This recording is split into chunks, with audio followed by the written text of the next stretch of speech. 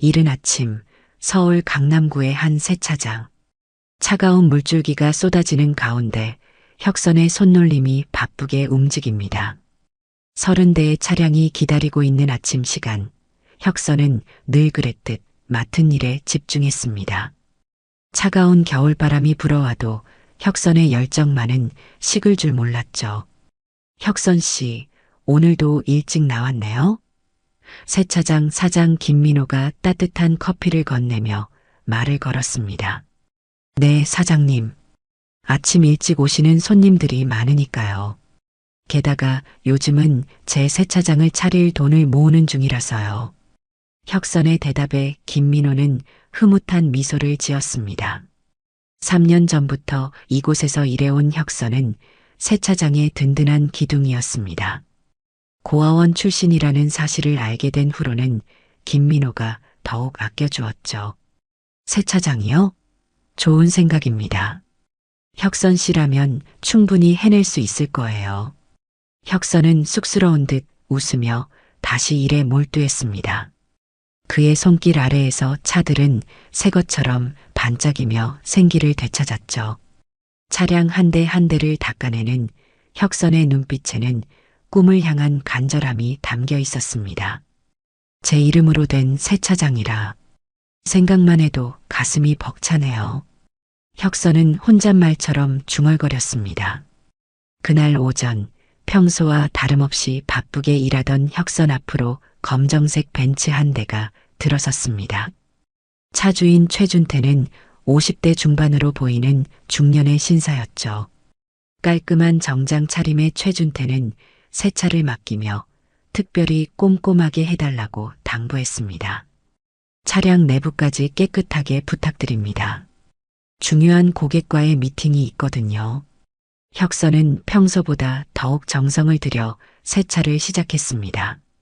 차체를 닦고 타이어를 광택내고 마지막으로 실내 정리에 들어갔죠. 그때였습니다. 조수석 선반에 놓인 작은 액자 하나가 혁선의 시선을 사로잡았습니다. 액자 속에는 한 여인과 최준태로 보이는 남자가 찍힌 사진이 들어 있었습니다. 혁선의 동작이 멈췄죠. 손이 덜덜 떨리기 시작했습니다. 그 여인은 분명 혁선의 어머니 이연주였습니다. 이럴 수가. 혁선의 입에서 작은 탄식이 흘러나왔습니다. 20해 전 6살의 혁선을 고아원에 맡기고 사라진 어머니였습니다. 그토록 찾아 헤매던 어머니의 흔적을 이런 곳에서 발견하리라고는 상상도 하지 못했죠. 혁선의 머릿속에서는 수많은 기억이 파도처럼 밀려왔습니다. 어머니의 따뜻한 손길, 달콤했던 미소, 그리고 마지막으로 등을 보이고 떠나던 날의 쓸쓸한 뒷모습까지 모든 것이 선명하게 떠올랐죠. 혁선은 한동안 그 자리에 얼어붙은 듯 서 있었습니다. 괜찮으신가요? 최준태의 목소리에 혁선은 정신을 차렸습니다. 저기, 죄송하지만 여쭤볼 게 있습니다. 혁선의 목소리가 떨렸습니다. 이 사진 속의 여자분이 혹시 손님의 가족이신가요? 최준태는 잠시 놀란 표정을 지었다가 이내 부드럽게 답했습니다. 네, 제 아내입니다만. 왜 그러시죠? 혁선의 가슴이 쿵쾅거렸습니다. 지금 이 순간 그토록 찾아 헤매던 어머니가 누군가의 아내가 되어 살고 있다는 사실을 알게 된 것입니다. 복잡한 감정이 몰려왔지만 혁선은 침착하게 말을 이었습니다.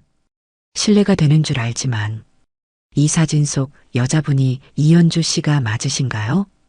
최준태의 표정이 순간 굳어졌습니다. 어떻게 제 아내의 이름을? 혹시 당신은? 세차장 안에 긴장감이 감돌았습니다. 혁선과 최준태는 한동안 서로를 바라보며 침묵했습니다. 차가운 물줄기 소리만이 정적을 깨뜨렸죠. 제가 이연주의 아들입니다. 혁선의 목소리가 살짝 떨렸습니다. 최준태의 얼굴이 창백하게 변했습니다. 아내가 숨기고 있던 과거의 비밀이 이렇게 드러나리라고는 상상도 하지 못했던 것이죠. 잠시 생각에 잠긴 최준태는 주변을 둘러보더니 조용히 말을 꺼냈습니다.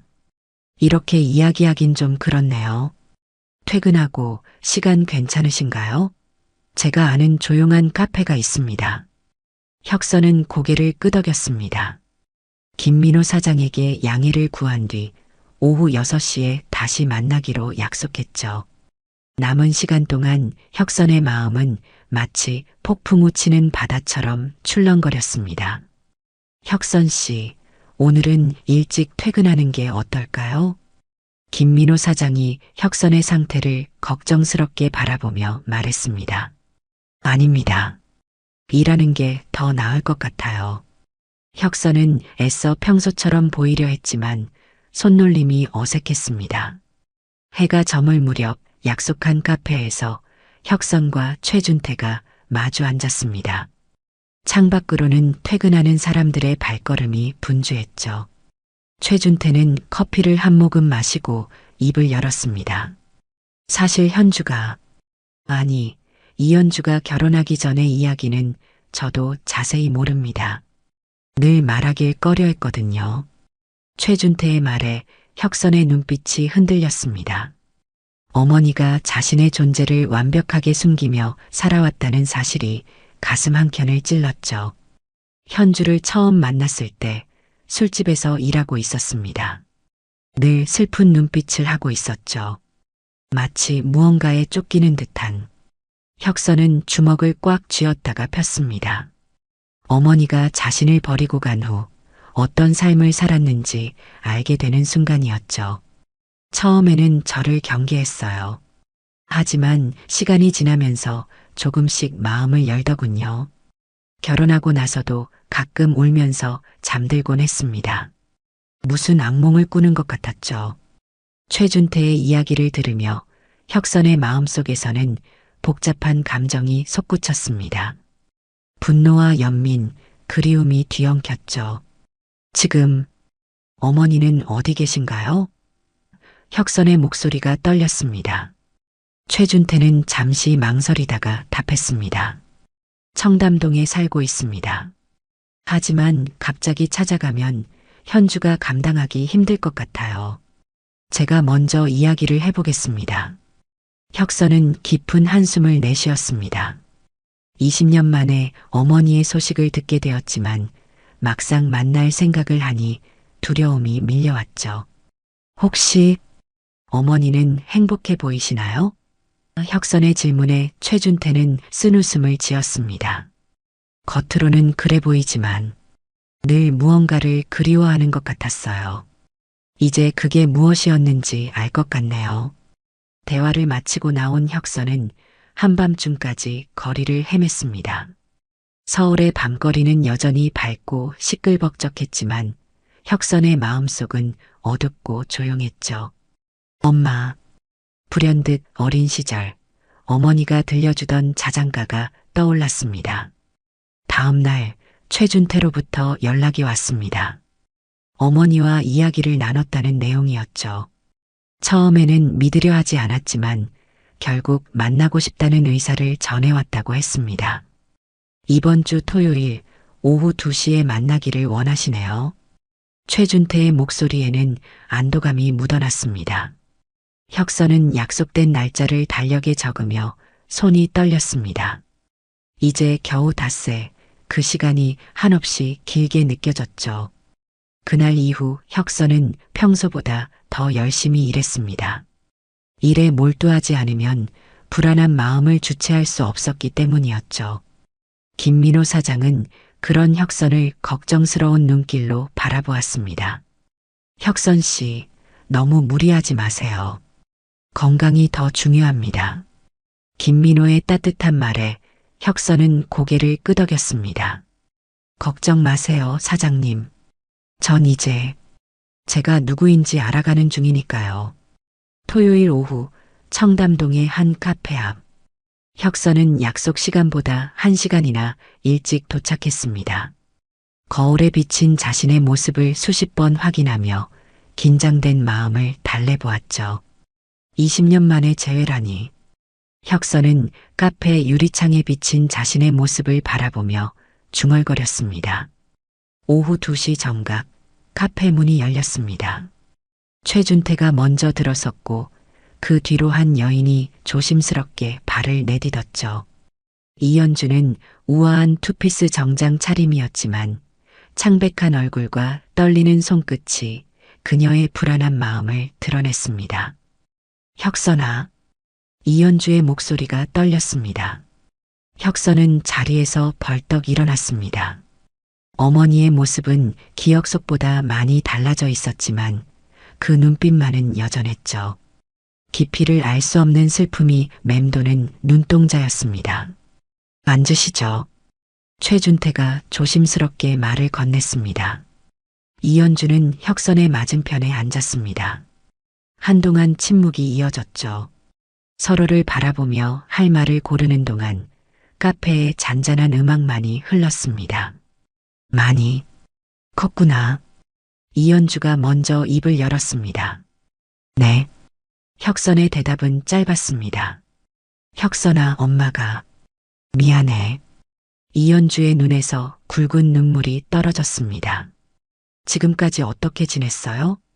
혁선의 목소리는 담담했지만 손끝은 미세하게 떨리고 있었습니다.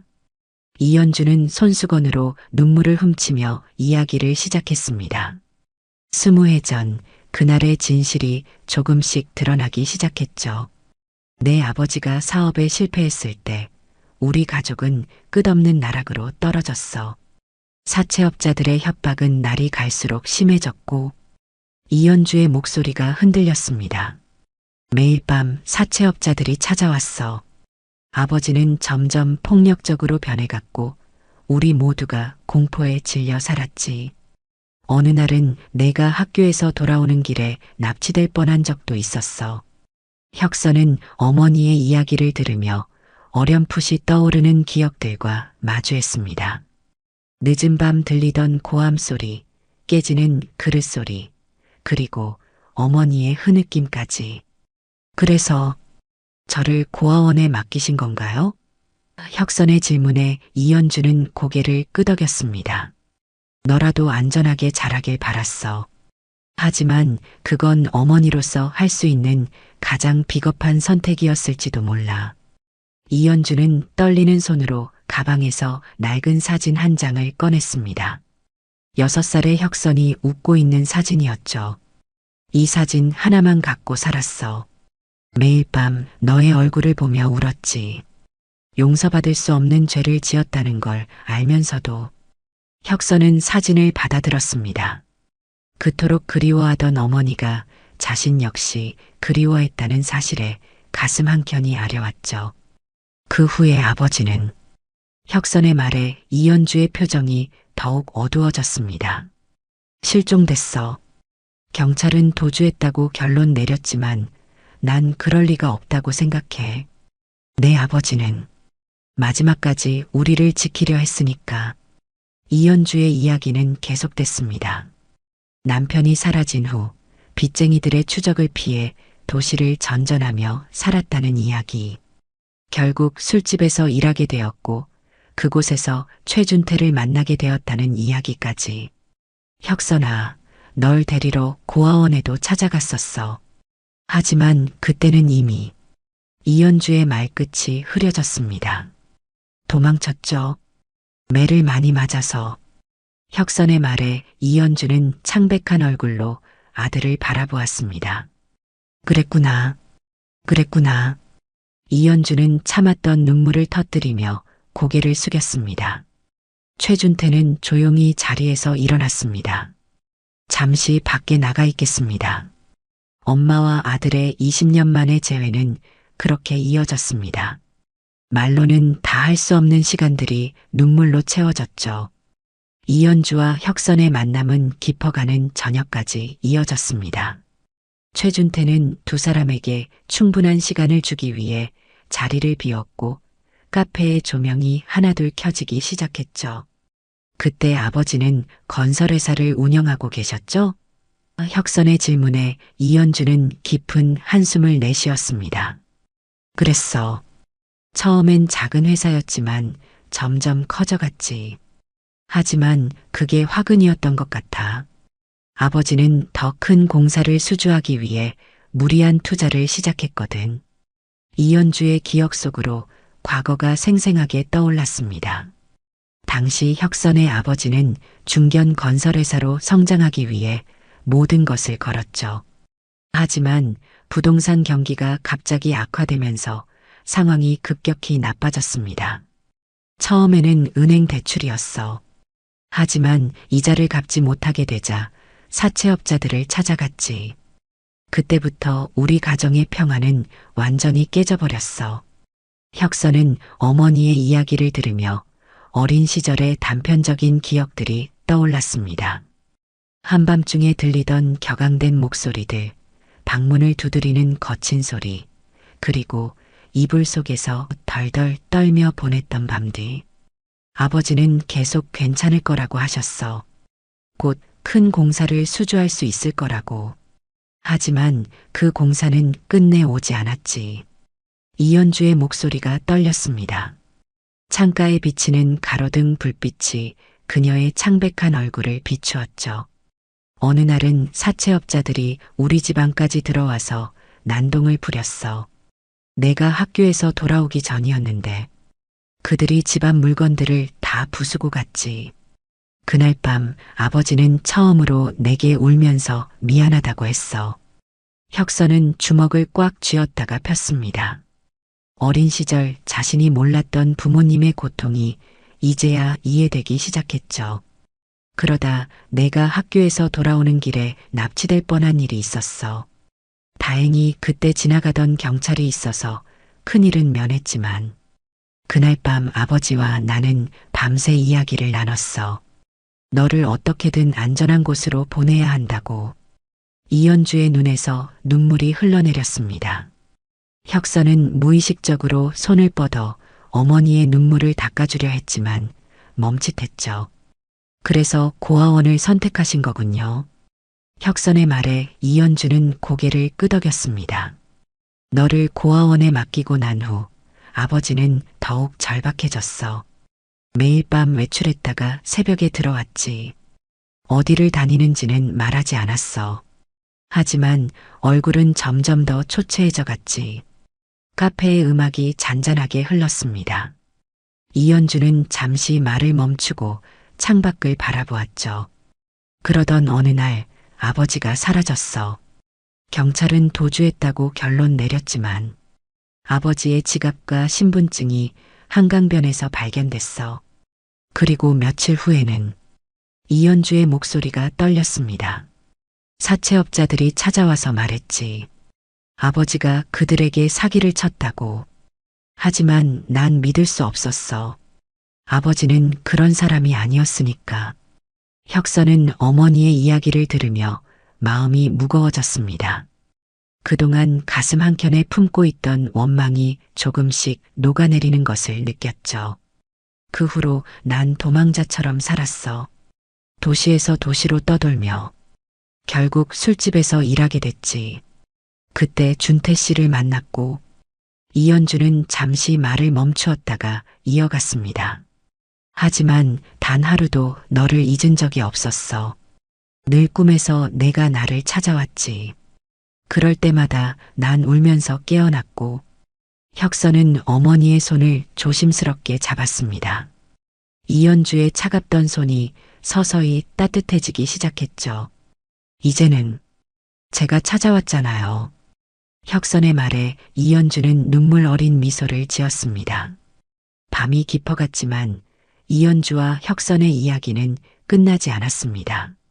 카페 주인이 문을 닫아야 한다고 말하자 두 사람은 근처 한강공원으로 자리를 옮겼죠. 이곳에서 자주 울었어. 이연주가 한강을 바라보며 말했습니다. 처음 술집에서 일하게 됐을 때 매일 밤 이곳에 와서 울었지. 너무 창피해서, 너무 후회되어서. 하지만 다른 선택지가 없었어. 달빛이 강물에 반짝였습니다. 혁선은 어머니의 이야기를 들으며 강변 벤치에 앉았죠. 처음엔 웨이트리스로 시작했어. 하지만 빚쟁이들이 자꾸 찾아왔지. 결국 도망치듯 다른 가게로 옮겨갔고 그렇게 술집 생활이 시작됐어. 이연주의 목소리에는 깊은 후회가 묻어났습니다. 그녀는 주머니에서 담배를 꺼내려다가 문득 멈칫했죠. 미안해요. 오랜 습관이라. 혁선은 고개를 저었습니다. 괜찮습니다. 편하신 대로 하세요. 이연주는 결국 담배를 다시 주머니에 넣었습니다. 담배 대신 깊은 한숨을 내쉬었죠. 술집에서 일하면서 많이 달라졌어. 웃음도 많아졌고 말도 거칠어졌지. 하지만 그건 다 가면이었어. 매일 밤 손님들 앞에서 웃다가도 집에 돌아오면 내 생각에 울었으니까. 혁선은 강물을 바라보았습니다. 밤하늘의 별들이 강물에 비치며 반짝였죠. 그러다 준태를 만났어. 처음엔 그저 다정한 손님이었지. 하루는 내가 실수로 술을 엎지르자 다른 손님들은 화를 냈는데 준태만은 괜찮다며 웃더라고. 이연주의 얼굴에 잠시 미소가 스쳤습니다. 하지만 곧 그 미소는 사라졌죠. 준태는 내게 새로운 삶을 제안했어. 술집을 그만두고 함께 살자고. 처음엔 거절했지. 난 그럴 자격이 없다고 생각했으니까. 하지만 준태는 포기하지 않았어. 밤바람이 불어와 이연주의 머리칼을 흔들었습니다. 결혼하고 나서도 힘들었어. 준태의 집안에서는 내 과거를 안 좋게 봤지. 하지만 준태는 늘 내 편이었어. 그래서 더 미안했지. 내가 숨기고 있는 게 너무 많았으니까. 혁선은 어머니의 손을 잡았습니다. 이연주의 손이 차가웠죠. 매일 밤 악몽을 꿨어. 내가 나를 찾아와 원망하는 꿈. 그럴 때마다 준태가 날 안아주었지. 내가 왜 우는지도 모른 채. 이연주의 눈에서 다시 눈물이 흘러내렸습니다. 너를 찾으러 고아원에 갔을 때 내가 없다는 말을 들었어. 도망쳤다고. 그때의 절망감은 말로 표현할 수 없었어. 혁선은 어머니를 바라보았습니다. 달빛 아래 그녀의 얼굴은 창백했지만 어딘가 모르게 편안해 보였죠. 그래서 술을 많이 마셨어. 준태도 처음엔 이해하지 못했지. 하지만 시간이 지나면서 내 마음의 상처를 조금씩 이해하게 됐나 봐. 더 이상 술 마시는 걸 뭐라 하지 않더라고. 밤하늘에 구름이 지나갔습니다. 달빛이 잠시 가려졌다가 다시 비쳤죠.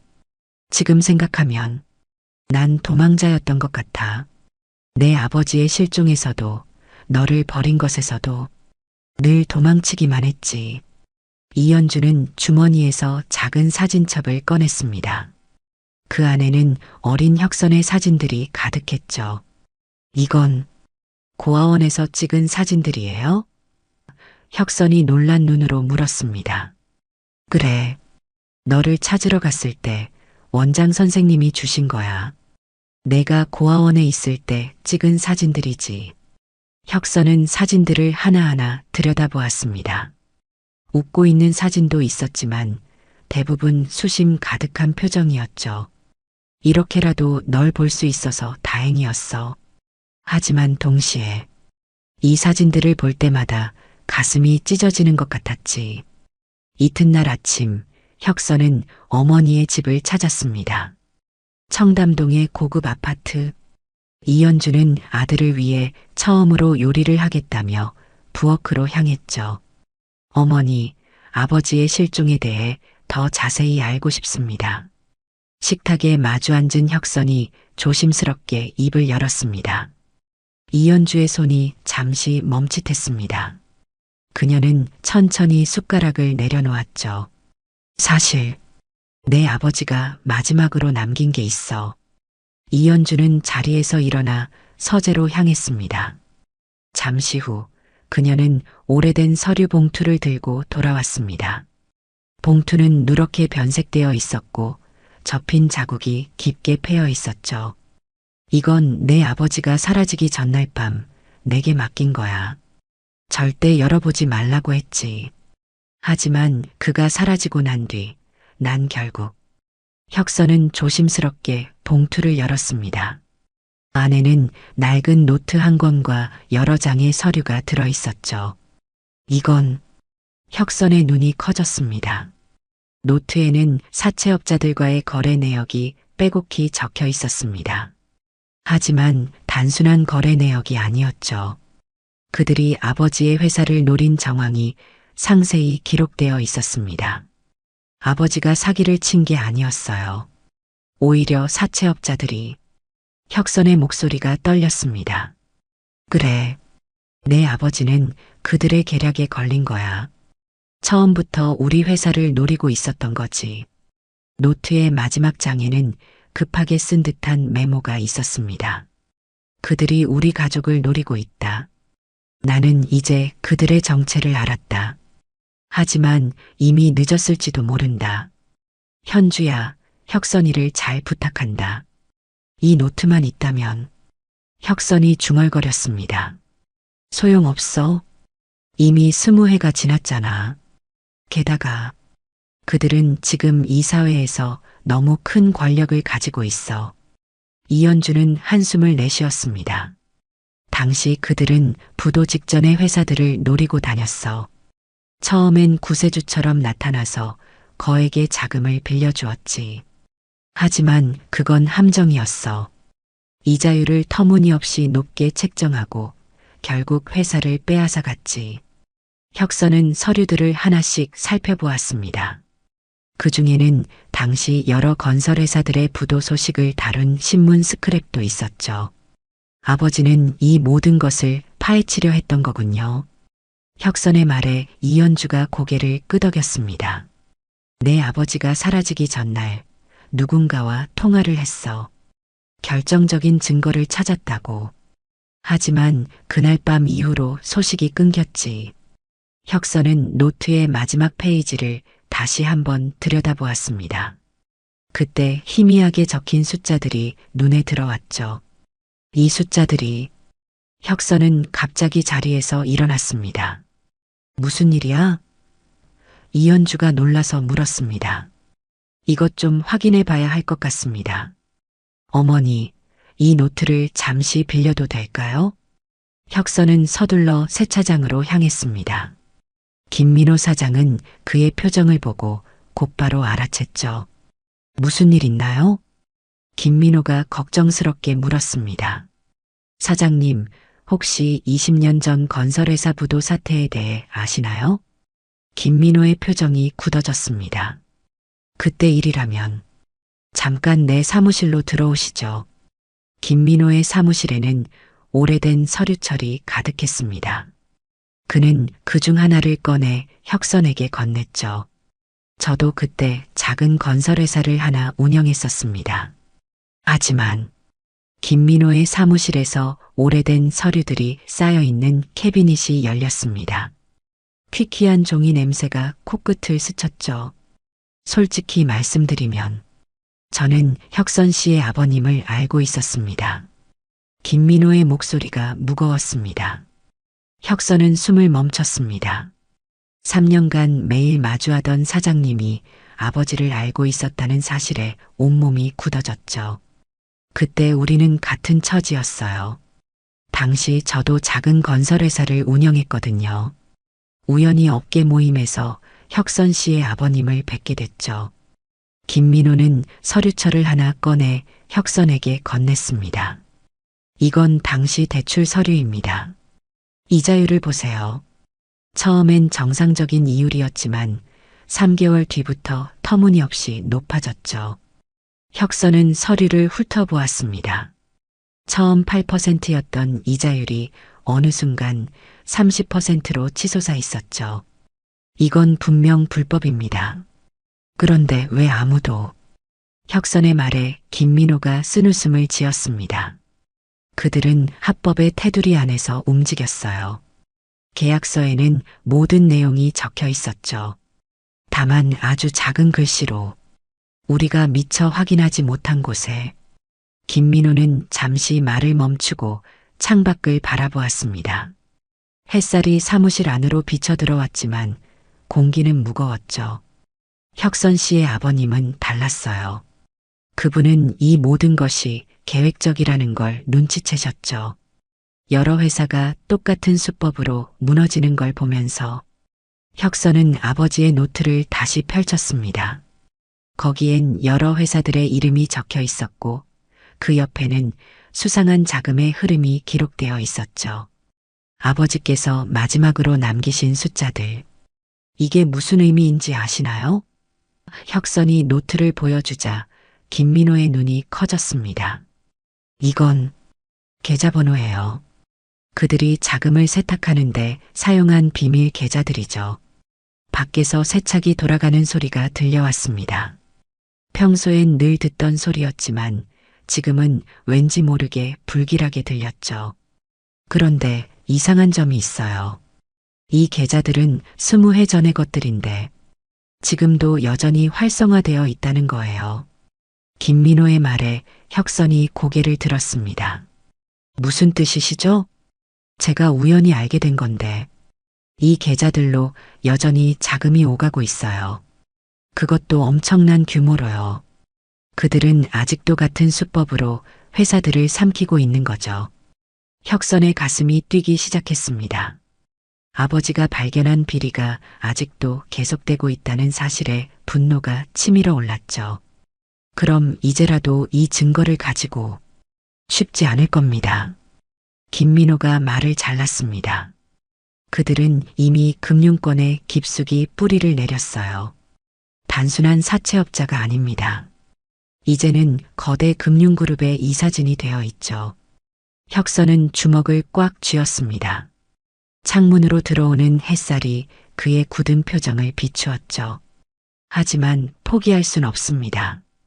아버지께서 목숨을 걸고 지키려 하셨던 진실인데 김민호는 잠시 망설이다가 서랍에서 또 다른 서류 뭉치를 꺼냈습니다.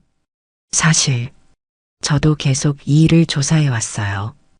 혁선 씨의 아버님이 사라지신 후로. 하지만 혼자서는 한계가 있었죠. 서류들을 펼치자 놀라운 사실들이 드러났습니다.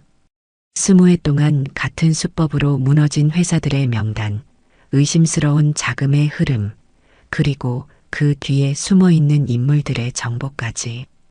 이제 우리가 할 일이 남은 것 같네요. 혁선의 눈빛이 달라졌습니다. 그렇습니다.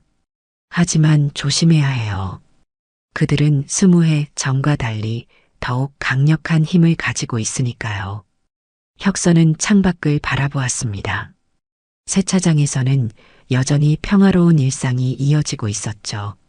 하지만 이제 그의 삶은 크게 달라질 것이었습니다. 한 달이 지났습니다. 혁선의 일상은 크게 달라졌지만 세차장은 여전히 그의 삶의 중심이었습니다. 다만 이제는 단순한 일터가 아닌 새로운 시작을 위한 거점이 되었죠. 드디어 첫 제보가 들어왔습니다. 김민호가 사무실에서 혁선을 맞이했습니다. 지난 한 달 동안 혁선과 김민호는 치밀한 계획을 세웠습니다. 과거 피해를 입은 회사들의 관계자들을 찾아다녔고 금융 전문가들의 자문도 구했죠. 최준태도 자신의 인맥을 총동원해 도움을 주었습니다. 이제 시작인가요? 혁선의 목소리에는 긴장감이 묻어났습니다. 그래요. 하지만 우리가 가진 건 진실뿐이에요. 그들이 가진 권력에 비하면. 김민호의 말에 혁선이 고개를 저었습니다. 진실이면 충분합니다. 아버지께서도 그걸 믿으셨으니까요. 그때 이현주가 세차장을 찾아왔습니다. 한 달 사이 그녀의 모습도 많이 달라졌죠. 더 이상 과거의 죄책감에 짓눌린 모습이 아니었습니다. 혁선아, 이걸 봐. 이현주는 오래된 사진 한 장을 내밀었습니다. 혁선의 아버지가 찍힌 사진이었습니다. 사진 속 아버지는 건설 현장에서 환하게 웃고 있었죠. 뒤에는 완공을 앞둔 건물이 우뚝 서 있었습니다. 이게 아버지의 마지막 공사 현장이었어요. 이현주의 말에 혁선은 사진을 자세히 들여다보았습니다. 저 건물, 지금은 완전히 다른 모습이지만 분명 2, 3동 빌딩이에요. 김민호가 사진을 보며 말했습니다. 혁선의 눈이 빛났습니다. 23동 빌딩은 현재 그들이 조사하고 있는 금융그룹의 본사였죠. 아버지의 마지막 흔적이 그곳에 있다는 건 어쩌면 운명이었는지도 모릅니다. 어머니, 걱정하지 마세요. 이번엔 도망가지 않을 거예요. 아버지께서 지키고자 하셨던 것을 제가 마무리하겠습니다. 이연주는 아들을 꼭 안았습니다. 그녀의 눈에서는 이제 더 이상 죄책감의 눈물이 아닌 자부심의 눈물이 흘러내렸죠. 내가 있어 다행이다. 이제야 정말 가족이 된 것 같구나. 최준태도 이들의 곁을 지켰습니다. 처음에는 망설였지만 이제는 이 가족의 진실을 찾는 여정에 함께하기로 결심했죠. 우리 모두 각자의 자리에서 최선을 다해요. 진실은 반드시 밝혀질 테니까요. 최준태의 말에 모두가 고개를 끄덕였습니다. 그날 저녁 세차장 앞에 서서 혁선은 하늘을 올려다보았습니다. 별들이 반짝이는 하늘 아래 그의 마음은 이상하게 평온했죠. 아버지, 이제 제가 시작하려고 합니다. 20해 전 아버지께서 지키고자 하셨던 것들을, 그리고 우리 가족을. 세차장의 간판이 바람에 살랑거렸습니다. 혁선은 이제 더 이상 세차장을 차리는 것이 꿈이 아니었습니다. 그의 새로운 꿈은 아버지가 남긴 진실을 밝히고 잃어버린 가족의 이야기를 완성하는 것이었죠. 이제 시작이네요. 김민호가 혁선의 곁으로 다가왔습니다. 네, 이제 진짜 시작입니다. 혁선의 눈빛이 단단하게 빛났습니다. 가로등 아래 서 있는 혁선의 그림자가 길게 늘어졌습니다. 마치 20해 전 이 자리에 서 있었을 아버지의 그림자와 겹치는 것처럼 보였죠. 세차장에서 시작된 이야기. 이제는 제가 마무리하겠습니다. 혁선의 마지막 말이 밤바람에 실려 멀리 퍼져나갔습니다. 그의 새로운 여정은 이제 막 시작되었지만 그의 마음속에는 이미 봄바람이 불어오고 있었습니다. 잃어버렸던 가족을 되찾은 그곳에서 새로운 희망이 자라나고 있었기 때문입니다.